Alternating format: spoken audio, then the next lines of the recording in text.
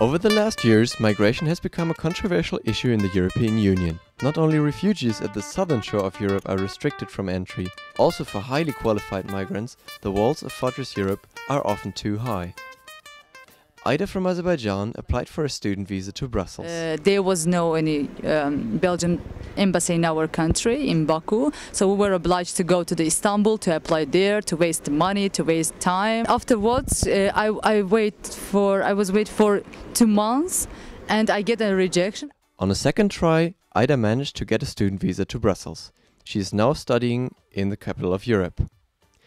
At a conference organized by the student association AG in Cologne, Ida shared her ideas with students from all over Europe. Migration is definitely a huge issue in Europe today, and so we think that Europe as a whole should address it, and not the national states by themselves. In different workshops, the students discussed what a better EU migration policy could look like. The most important step for them was to try and feel into the situation of a migrant. In our workshop we have started by talking about or trying to put ourselves into the situation of refugees and try to find out why people leave their countries. However, not all Europeans are prepared to accept migrants into their communities. Even though it appears clear that Europe needs more migrants, there are still a lot of prejudices, particularly against low-qualified migrants. For sure we need more high-skilled migrants, but I think some countries need low-skilled migrants as well.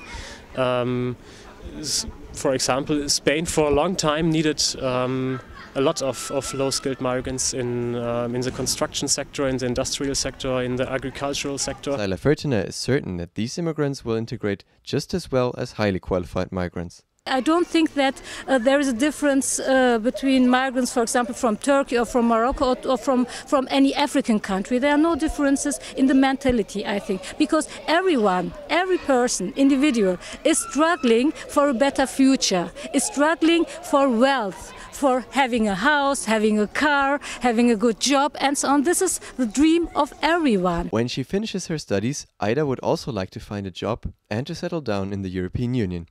What will be her chances? It will be really hard because now I stay with the residence permit and I get it from the student visa. And in the future, if I would like to stay and work in the European Union, I should have a residence, the work permit. I don't know what will happen, but I will struggle with this and I will go to the end. But I want to stay and I want to work here. Getting a work permit will become easier for third country nationals in the future. In May, the Council of Ministers adopted the EU Blue Card, which will make it easier for highly qualified migrants to live and work in the European Union. Normally it was thought of the European Commission to make it something like a real European instrument, which means I apply for a blue card in Spain and after 2 years I'm free to travel to Germany, for example. But member states were something like really successful to bring it down, and now it's something like an additional track which you can use to enter, for example, Spain, which you can use to enter Germany. But if you want to go from Spain to Germany as a blue card holder, Germany can immediately say, no, we don't need you. It remains to be seen whether the blue card will be effective and improve the conditions for those who seek to live and work in the European Union.